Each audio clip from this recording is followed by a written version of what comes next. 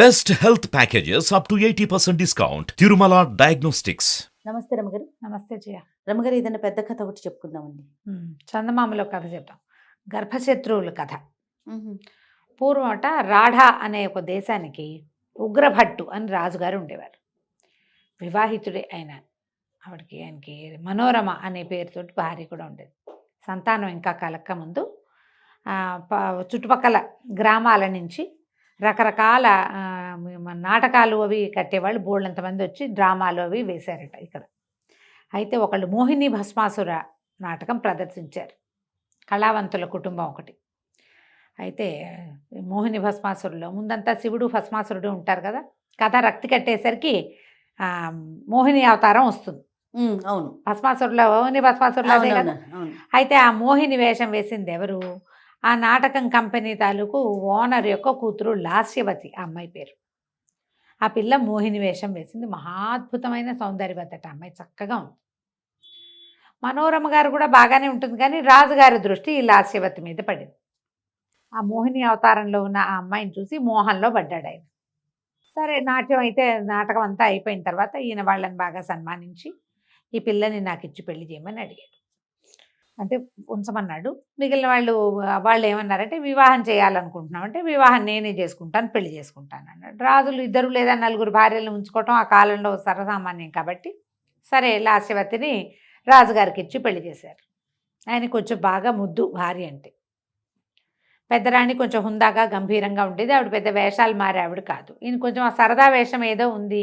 ఈ పిల్ల చిన్నపిల్ల, పైగా నాట్యంలో ఆరితేరి ఉన్నది, కుటుంబాల్లో ఉంది కదా, హొయలు బావటాలు అవి ఈవిడికి బాగా వచ్చు. రాజుగారు సహజంగా పెద్దరాణితో కూడా బాగానే ఉన్నాడు, కానీ ఈవిడితోటి ఎక్కువ ప్రేమగా ఉండేవాడు, కొంచెం ఎక్కువ అనమాట. కొంతకాలానికి ఇద్దరు రాణులు గర్భవతులయ్యారు. పెద్దరాణి గారికి ముందే కుమారుడు కలిగాడు, భీమభట్టు అతని పేరు. సంవత్సరం అవుతుండగానో చిన్న ఆవిడ కూడా ఓ కొడుకు పుట్టాడు, సమరభట్టు అని పేరు పెట్టారు. భీమభట్టు సహజంగానే పేరుకు తగినట్టుగా మంచి పర్సనాలిటీ, మంచి గట్టి సరైన ప్రవర్తన అవి కలిగిన వాడు. సమరభట్టు తల్లిది సామాన్యంగా పాఠక జనపు పద్ధతి, క్లాస్ మెయింటైన్ చేయటం రాదు, కానీ తనకన్నీ కావాలని ఉంటుంది. ఇప్పుడు ఇతనేమో వీళ్ళు భార్యాభర్త అమ్మా నాన్న ఇద్దరు రాజు రాణి. ఆవిడ కూడా పెద్ద దేశానికి చెందిన రాజుగారి పెద్ద కుమార్తె. వాళ్ళకి కుటుంబంలో సహజంగా ఉండే ఒక ఏమంటారు రాచరికపు ధోరణి భీమభట్టులో ఉండేది. సమరభట్టులో అది లేదు. ఉండుండి లేకిగా ప్రవర్తించేవాడు. తల్లి దగ్గర కూడా ఆ లేకి తన ముందు కొంత ఉందా లేదా ఆవిడ దగ్గర. అయితే వీళ్ళిద్దరూ రకరకాలుగా జరుగుతుండేది. ఆ సమరభట్టుకి ఏమనిపించేది, మా నాయన మా అమ్మని చాలా ప్రేమించి పెళ్లి చేసుకున్నాడు కాబట్టి నాకే రాజ్యం రావాలి, నాకే ఇక్కడంతా నడవాలి, అలాంటి భావాలు ఉండేవి.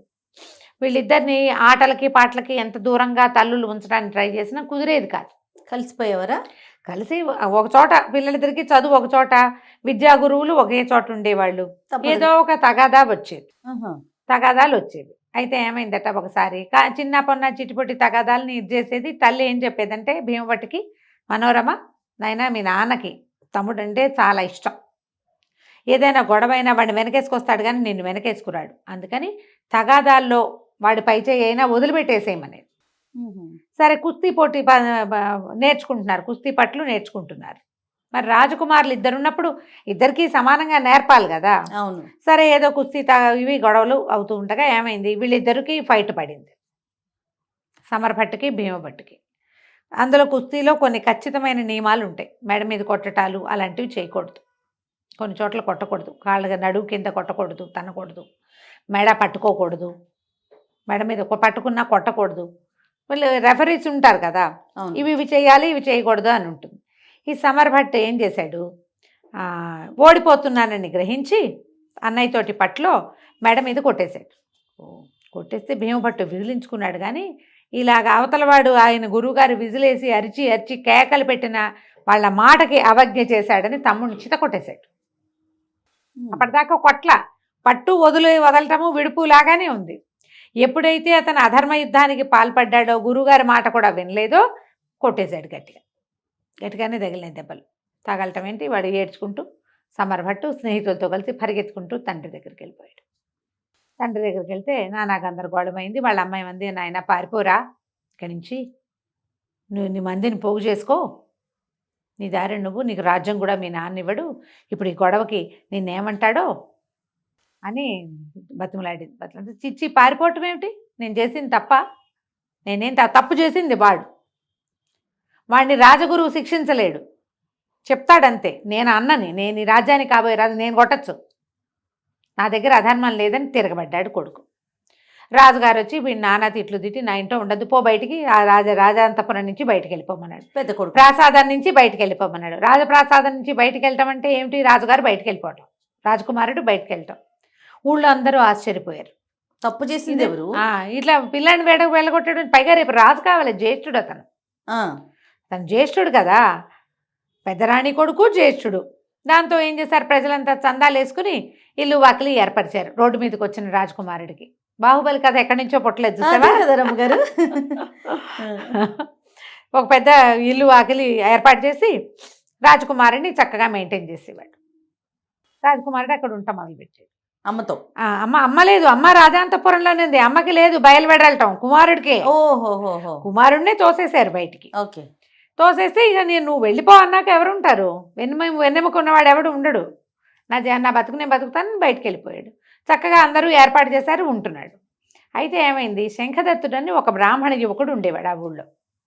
అతను ఈ గురువుగారి దగ్గర చదువుకున్నాడు. భీమభట్టుకి సమరభట్టుకి ఇద్దరికి ఫ్రెండే, ఇద్దరికి స్నేహితుడే. అయితే ఏమైంది, ఈ శంఖదత్తుడికి ఇది నచ్చల. ఇదేమిటి, అన్నదమ్ములు ఇద్దరు కొట్టుకోవటం ఏంటి, ఒకరిని బయటికి తోస్తే ఇద్దరిని దోసేయాలి, లేదా వాళ్ళల్లో వాళ్ళు తేల్చుకోవాలి, రాజు కావాల్సిన వాడిని బయట పెట్టడం ఏమిటి, అసలు అధర్మపరుడైన తమ్ముడు లోపల ఉండటం ఏంటని ఓ రోజు సమరభట్టుని కలిసి చెప్పాడు, మీ అన్నదమ్ములు ఇట్లా కొట్టుకోవటం ఏమిటయ్యా, అట్లా కొట్టుకోవద్దు, ఇది మంచి పద్ధతి కాదు, ఆయన రాజు అవుతాడు రేపు, నువ్వు రాజుగారి తమ్ముడివి, సైన్యాధ్యక్షుడిగా కూడా ఉండొచ్చు, ఇట్లా చేయకూడదు, మీ అన్నయ్యని వెనక్కి తీసుకోమని మీ నాన్నకి చెప్పమని చెప్పాడు. చెప్పేసరికి సమరభట్టు ఒప్పుకోరు, నన్ను కొట్టే అర్హత లేదు వాడికి, మా నాన్న ఏ శిక్ష ఇచ్చినా పడాల్సిందే, రాజేసిన శిక్ష పడ్డా అని తిరగబడ్డాడు. తిరగబడేసరికి శంఖదత్తుడికి చాలా కోపం వచ్చింది. అతను ఏమన్నాడంటే, అతను నీకు గర్భశత్రువు, వాడు నాకు గర్భశత్రువు అన్నాడు సమరుడు. అనేసరికి గర్భశత్రువు అయితే నన్ను కూడా గర్భశత్రువుగానే ఎంచుకో, నేను ధర్మం వైపే ఉంటా, ఆ ధర్మంలో నువ్వు కూడా ఉంటే నీ వెనకాల కూడా ఉంటా నేను, నువ్వు ఎప్పుడైతే ధర్మం తప్పి ప్రవర్తిస్తున్నావో ఇక నీతోటి నేను ఉండను, నీకు ఆగర్భశత్రువు భీమభట్టు అయితే శంఖదత్తుడు కూడా ఆగర్భశత్రువే, ఇక నన్ను కాదని నువ్వేం చేయలేవు, అతనితో పాటే ఉంటాను నేనని చెప్పి అతని దగ్గరికి వెళ్ళిపోయాడు. ఇక వాళ్ళ అమ్మ పదే పదే చెప్పేది, నీకు ఒక సైన్యాన్ని సమకూర్చుకో, నీ దారిని నువ్వు ఉంచుకో నాయనా అని చెప్తుండేది. ఇతను అలాంటి తిరుగుబాటు ధోరణి వహించల భీమభట్టు. తండ్రి నీకు రాజ్యం ఇవ్వను అన్నమాట ఇంకా అన్నాక అప్పుడు వేరే కథ, ఆ లోపల నేనేదో తిరుగుబాటు చేసినట్టు రాజ్యాన్ని అవైల్ చేయటం కోసం నేను ఎందుకు చేయాలి అని ఏమీ చేయకుండానే ఉన్నాడు. కానీ వీళ్ళతో ఒక గ్రూప్ ఉండేది, వీళ్ళ వెనకాల తిరుగుతుండేవాడు. ఆ శంఖదత్తుడు కూడా భీమభట్టుతో పాటే ఉండేవాడు. కొన్ని రోజులకి ఏమైందంటే అరేబియా ఆ వైపు నుంచి మంచి యవనాశ్వాలు వచ్చినాయి అమ్మకానికి. వస్తే వాళ్ళు ఒక పంచకళ్యాణిని తెచ్చారు. పంచకళ్యాణి అంటే ప్రత్యేకమైన లక్షణాలు ఉన్న గుర్రం, చాలా ప్రత్యేకంగా ఉంటుంది, మామూలు గుర్రాలు కూడా అది కింగ్ లాగా కనపడుతుంది అన్నమాట. అయితే ఈ గుర్రాన్ని భీమభట్టు కొనుక్కున్నాడు.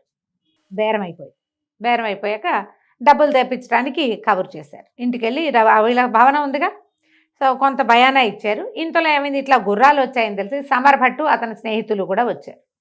రాగానే ఈ పంచకళ్యాణి అతని దృష్టిని ఆకర్షించి ఈ గుర్రాన్ని నాకేమని అడిగాడు. లేదంటే బేరం అయిపోయింది, ఈ పెద్ద యువరాజుకి బేరం చేసాం, భయానా తీసుకున్నాం, తత్మా సొమ్ము చెల్లించడానికి మనిషి లేడు, ఇవ్వనన్నాడు వ్యాపారస్తుడు. అనేసరికి ఇతను ఒప్పుకోలే.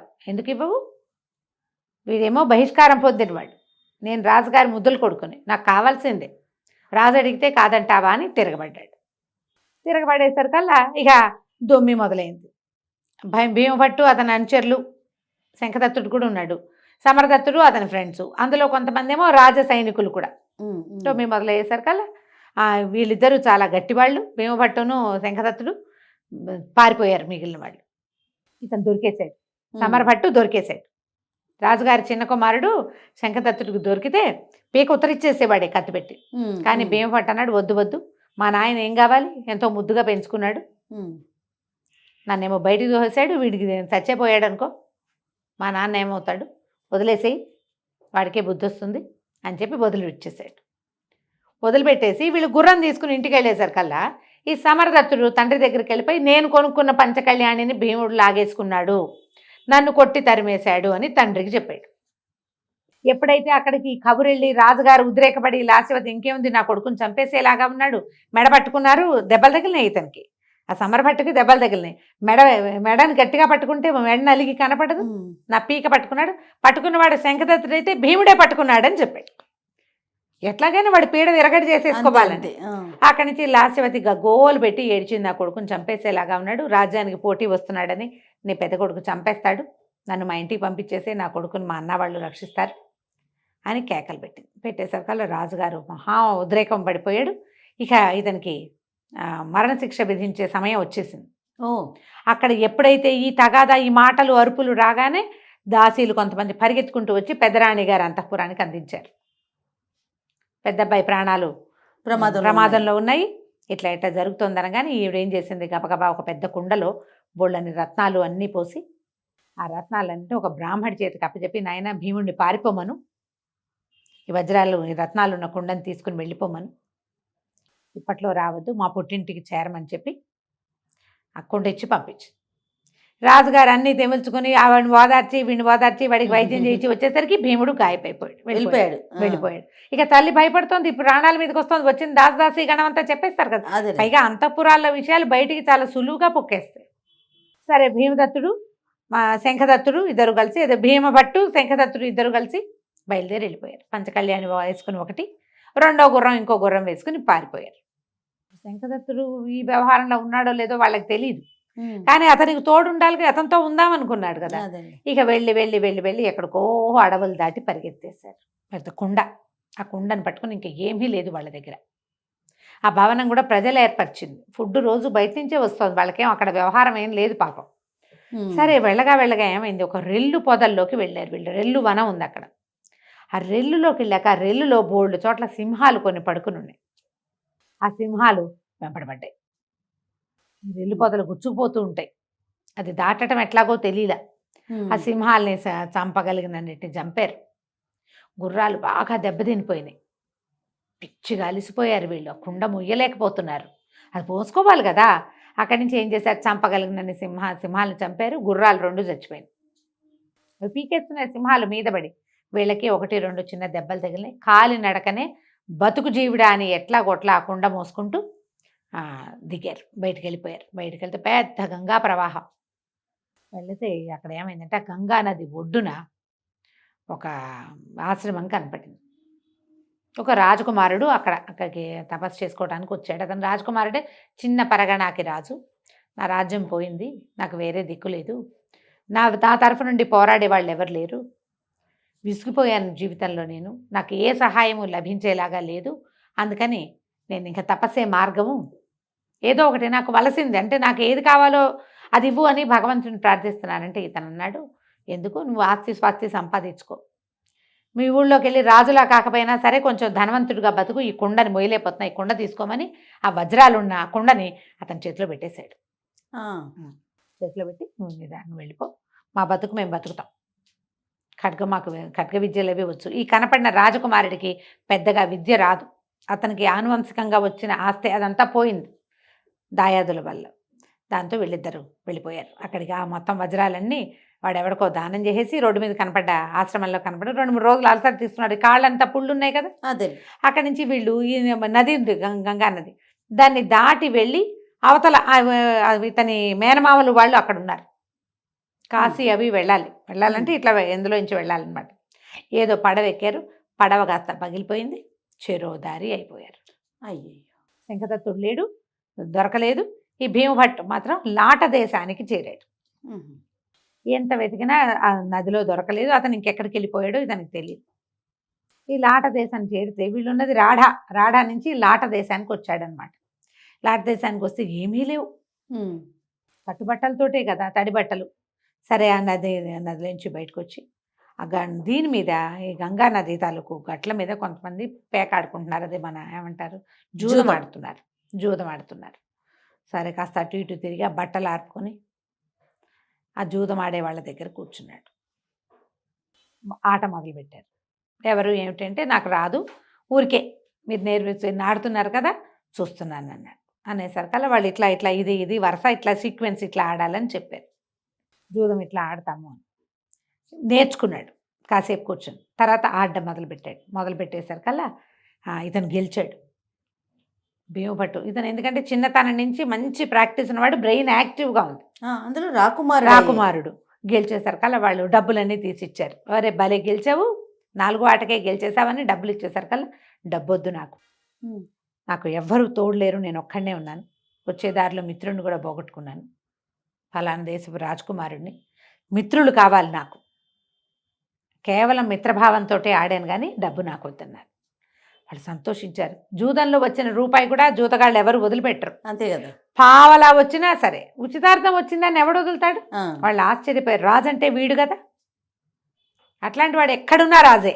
అంతే, తనకి ఏది లేదు, రాజ్యం లేదు, తండ్రి దగ్గర నుంచి బయటకు వచ్చేసాడు. తన దగ్గర ఉన్నది ఇంత బంగారు ఇది ఏమంటారు వజ్రాలు ఉన్న కొంటుంటే సింపుల్గా దానం చేసేసాడు. ఇంకోడైతే చేయగలడా? అది ఆశ్చర్యపోయారు వాళ్ళు. ఆశ్చర్యపోయి తమతో పాటు అట్టు పెట్టుకున్నారు.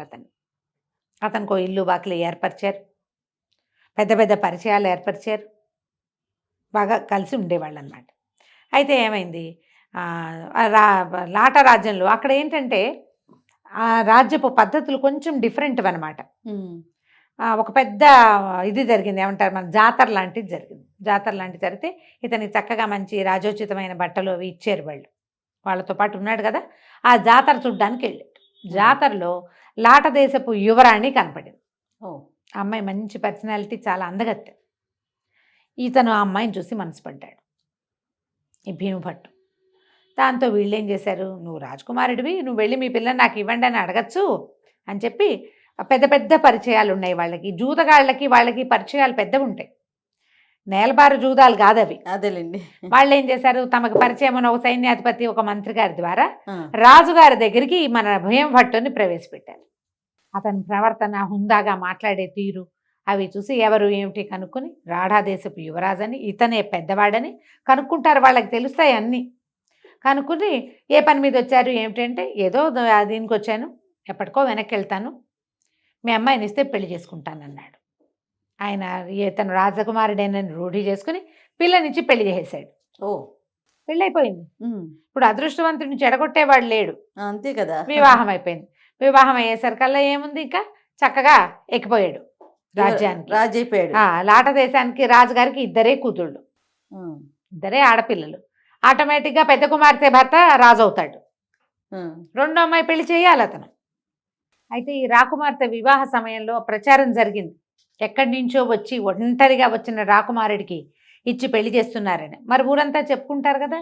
ఈ గంగానదిలో పడి ఎలాగో ఈ లాట దేశంలో ఒక కొస భాగానికి చేరిన శంఖదత్తుడు ఈ విషయం విని ఖచ్చితంగా అతను తన స్నేహితుడే అయ్యి ఉంటాడని అతన్ని వెతుక్కుంటూ వచ్చాడు. శంఖదత్తుడు కూడా జీవించే ఉన్నాడు. సరే, తన స్నేహితుడిని తన దగ్గర చేర్చుకున్నాడు. ఇద్దరు అమ్మాయిల్లో పెద్ద అమ్మాయికి భర్త అయ్యాడు కాబట్టి రెండో అమ్మాయిని రాజుగా ఉండి ఏం చేశాడు, ఈ లోపల వీళ్ళకి కొంతకాలం గడిచేసరికి కబురు ఏమొచ్చింది, రాఢాదేశపు రాజుగారు అయినటువంటి ఉగ్రభట్టు మరణించాడని. పెద్ద అబ్బాయి లేడు కాబట్టి చిన్న అబ్బాయి రాజు అయిపోయాడు. సమరభట్టు రాజు అయిపోయాడు.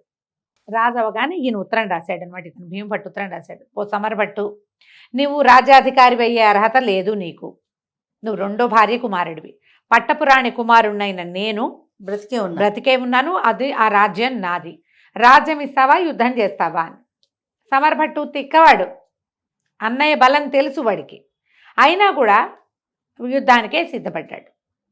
దాంతో ఇతను వచ్చాడు యుద్ధానికి. బయలుదేరొస్తే ఇతను ఒక రత్నాల కొండ ఒకడికి దానం చేశాడు చూడు, అతను ఆ ప్రయాణపు మధ్యలో ఉన్నటువంటి పరగణాలకి రాజయ్యాడు. రాజయ్యి అతను కూడా కొంత సైన్యాన్ని సమీకరించి ఇచ్చాడు వీళ్ళకి. ఈ ఒక పెద్ద సైన్యం, ఒక చిన్న సైన్యం వచ్చినాయి. ఈ రెండు సైన్యాలతోటి భీమభట్టు శంఖదత్తుడితో సహా వచ్చి దీని మీద పడ్డాడు, రాఢా మీద. యుద్ధంలో సమరభట్టు భీమభట్టు కాల్బంట్లలాగా కొట్టుకున్నారని రాస్తారు కథలో. గుర్రాలు దిగేసి కత్తులు చేసి యుద్ధం చేస్తే సమరభట్టు భీముడికి దొరికేశాడు. దొరికేస్తే భీమభట్టు అతన్ని చంపలేచి, పిరికి పందవి నువ్వు, నీకు సొంతంగా ప్రతాపం లేదు, వీళ్ళందరినీ చంపడానికి యుద్ధానికి వచ్చావు, ఇంతమంది చచ్చిపోయారు నీ వల్ల, ఇప్పుడు నిన్ను చంపేస్తే తండ్రి ఎటాಗೂ లేడు, మీ అమ్మ నిన్ను గారాబంగా పెంచుకుంది, నీ శక్తి తెలియక పెంచింది, గొప్ప నువ్వే రాజు అవుతావు, మీ నాన్నకి నేనంటే ఇష్టం కాబట్టి ఇలాంటి పిచ్చి మాటలు చెప్పి ఆవిడేమవుతుంది, పో ప్రాణాలు దక్కించుకుని మీ అమ్మని తీసుకుని ఎక్కడికైనా భిక్ష పెట్టాడు, వెళ్ళిపోమని ప్రాణభిక్ష. వదిలేసాడు. ఉమ్. వదిలేస్తే ఇంకా అక్కడ ఉండలేక లాస్యవతి కుమారుడితో కలిసి తన అన్నదమ్ములు ఉన్నటువంటి అదేదో పల్లెటూరికి కుమారుడిని తీసుకుని వెళ్ళిపోయింది. వాళ్ళంతా శక్తియుక్తులు ఉన్న వాళ్ళు కాదు. రాఢా దేశాన్ని మళ్ళీ చేజిక్కించుకున్న భీమభట్టు తన స్నేహితుడైన శంఖదత్తుడికి ఎంతో పెద్ద సన్మానం చేశాడు. తనకప్పుడు సహాయం చేసిన వాళ్ళందరికీ జాగీర్లు ఇచ్చాడు. తను పారిపోయేటప్పుడు సహాయం చేసిన వాళ్ళందరికీ సన్మానాలు చేసి తన మరదల్ని శంఖదత్తుడికి ఇచ్చి వివాహం చేసి అతనికి లాట దేశాన్ని కానుకగా ఇచ్చాడు. అబ్బా. తన రాఢాలో తను ఉండిపోయి లాట దేశానికి శంఖదత్తుడిని రాజును చేశాడు. ధర్మం పక్షాన నిలబడ్డ వాడికి ఎప్పుడూ జయం మంచి కలుగుతుంది. జరుగుతుంది. ఇతను కొట్టాడు కానీ తమ్ముడి అడ్డు తొలగించుకోవాలని ఒక్కసారి కూడా ప్రయత్నం చేయలేదు. సీరియస్గా మొదటిసారి ప్రయత్నం చేసినా వీడి అడ్డు మొదటే తొలగిపోయాడు. ఆ. తండ్రి ఏం చేయగలిగేవాడు కాదు, కానీ అతను ఎప్పుడూ ధర్మాన్ని తప్పలేదు. వాడు ఎప్పుడూ జయిస్తూనే ఉంటాడు. ఆ విధంగా భీమభట్టు మళ్ళీ తన సొంత రాజ్యమైన రాఢాన్ని చేజిక్కించుకున్నాడు. కథ కంచికి మనం ఇంటికి. సూపర్. నమస్తే రమగారు. నమస్తే జీ.